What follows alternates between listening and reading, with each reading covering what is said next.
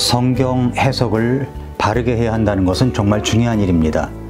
디모데후서 2장 15절에 보면은 너는 진리의 말씀을 바르게 나누어 너 자신을 하나님께 인정받은 자로 부끄러울 것이 없는 일꾼으로 나타내도록 연구하라 라고 했습니다.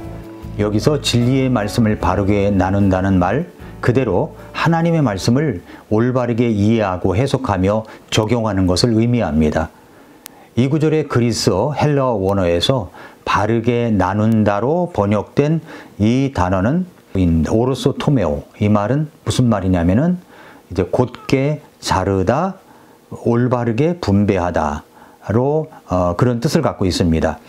그러므로 이것은 성경 해석과 깊은 관련이 있는 단어입니다. 그래서 첫 번째로 보기 원하는 것은 그래서 올바른 성경 해석과 적용이 중요하다는 말입니다. 하나님의 말씀을 왜곡 없이 정확하게 이해하고 가르치는 것을 의미하는 말씀입니다. 성경을 문맥에 맞게 해석하고 자신의 생각이나 사상을 끼워 넣지 않는 것이 중요한 겁니다. 예를 들어서 성경을 문자적으로 볼 부분과 상징적으로 볼 부분을 구분하는 것이 필요한 것이죠. 그리고 뿐만 아니라 시대별로 구분하여 적용하는 것도 필요합니다. 율법 시대와 은혜 시대의 차이가 있고 이스라엘과 그리고 교회의 차이도 있는 겁니다. 그래서 이 성경을 저희들의 믿음으로는 세대주의적 해석, 시대적 경륜과 관련돼서 성경을 해석할 때 하나님의 경륜, 디스펜세이션에 따라서 각 시대별 하나님의 계획과 경영을 구별하여 해석하는 것이 포함되는 겁니다. 예를 들어서 구약시대의 율법이 신약의 은혜 시대에서 그대로 적용되는 것이 아니라는 점을 이해하는 것과 같은 겁니다. 구원에 대한 가르침이 구약과 신약에서 차이가 있고 대환란과 천년왕국 시대에도 구원의 방식이 다를 수 있음을 인정하는 것, 이것이 바로 올바른 해석입니다. 구원의 방식이 다르다는 말은 무슨 말이냐면 구약에는 믿음 플러스 율법 준수 플러스 하나님 앞에 희생 업무를 드리는 것이 있습니다. 신약에 와서는 믿음만으로 구원받는 겁니다. 은혜의 복음으로. 말씀을 가감없이 올바르게 전하는 것, 이건 성경을 자신의 목적이나 교리적 평양에 맞춰 왜곡하지 않고 하나님께서 의도하신 바를 있는 그대로 전하는 것을 의미하는 겁니다. 잘못된 해석이나 인간의 전통 또 철학적 사상에 성경을 끼워 맞추는 것이 아니라 하나님의 뜻과 원칙에 따라 정확하게 전달하는 것이 중요한 겁니다. 디모데후서 2장 15절은 성경을 구분하여 적용하는 것도 중요함을 말씀하고 있는 겁니다. 예를 들어 성경에는 유대인을 위한 말씀, 이방인을 위한 말씀, 교회를 위한 말씀이 있습니다. 모세의 율법과 신약의 은혜의 복음을 구분하는 것이 필요하고 예수님께서 유대인에게 하신 말씀과 교회를 향한 사도들의 가르침을 혼동해서 적용해서는 안 된다 이 말입니다. 이처럼 하나님의 말씀을 바르게 나누는 것은 각 말씀을 그 시대적, 문맥적, 신학적 배경에 맞게 구분해서 해석하고 적용하는 것을 의미하는 겁니다.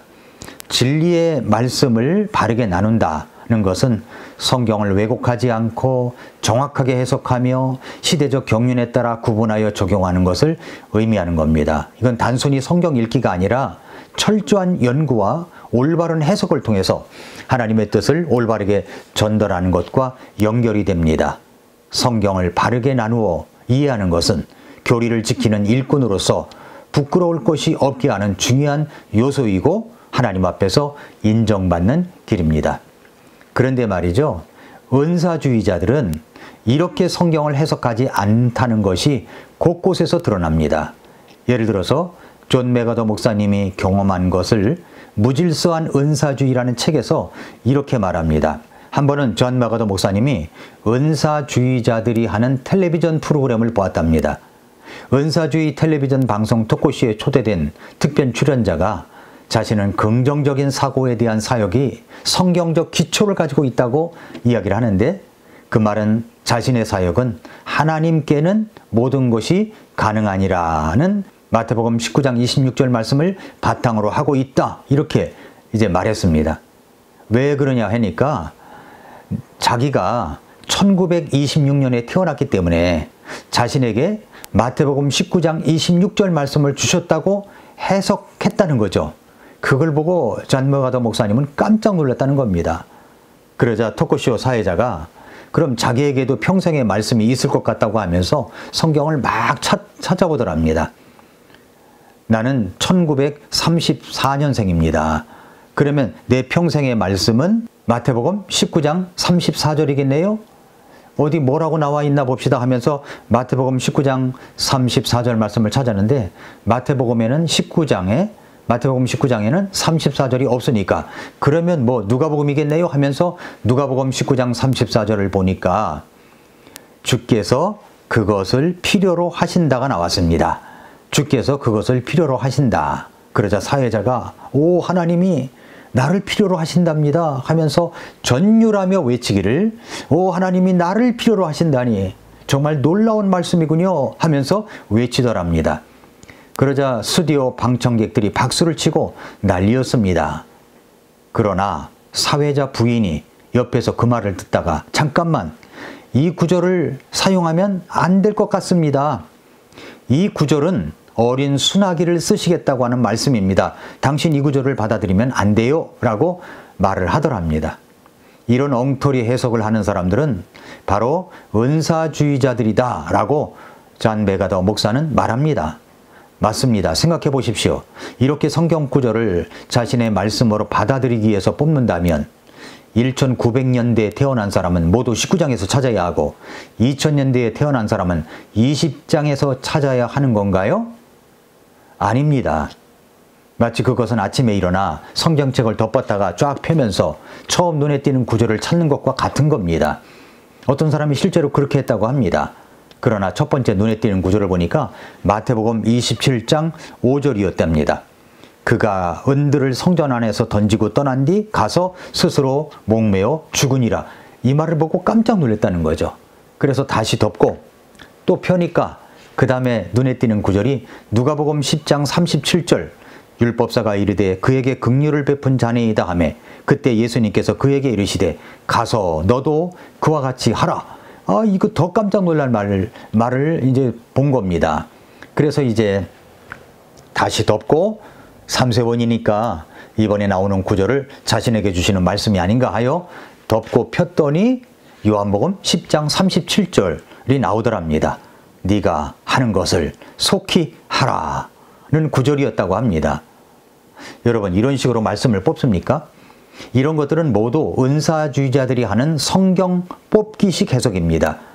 그러니까 우리는 범사에 조심해서 성경을 해석하고 받아들일 줄 알아야 됩니다. 성경 뽑기식 말씀을 받는 것은 대단히 위험한 것입니다. 그것은 뭐 통 안에 들고서 뭐 젊게 나오라고 뽑는 것과 비슷하다는 거죠. 그러니까 대단히 위험한 것이라고 하는 것을 생각할 수가 있습니다. 올바른 성경 해석학에 대해서는 다음 시간에 더 자세하게 말하겠지만 본문의 의미를 그 올바른 문맥 속에서 발견해야 됩니다. 선입견을 가지고 성경을 해석하는 것이 아니라 성경 자체에서 의미를 도출해내는 일입니다. 큐티식 성경 해석이 그래서 위험할 수가 있습니다. 성경을 어떻게 해석해야 하는지도 모르면서 그날에 자기에게 주신 말씀을 찾는다고 내가 보기에는 이 구절은 이런 뜻인 것 같아요 하면서 자의적으로 해석하는 것은 굉장히 위험하다는 겁니다. 어떤 구절이 나에게나 다른 사람에게 어떤 뜻으로 다가오는가 하는 것은 전혀 중요한 것이 아닙니다. 중요한 것은 그 구절이 말씀하시려고 하는 바가 무엇인가를 찾는 것이죠. 본문이 무엇을 말하고 있느냐를 찾아야 되는 겁니다. 모든 성경 기록 구절에는 어떤 사람과도 관계없는 본래적인 의미가 있습니다. 우리가 그 의미를 생각한 적이 있는지 없는지와 상관없이 각 구절에는 그런 참된 의미가 있습니다. 그래서 그 본문이 무엇을 말씀하시려고 하는가 하는 관찰 작업이 심도 있게 있어야 하고 그 내용 가운데서 나에게 주시는 말씀을 찾아야 하는 것입니다. 다시 디모데후서 2장 15절을 보십시오.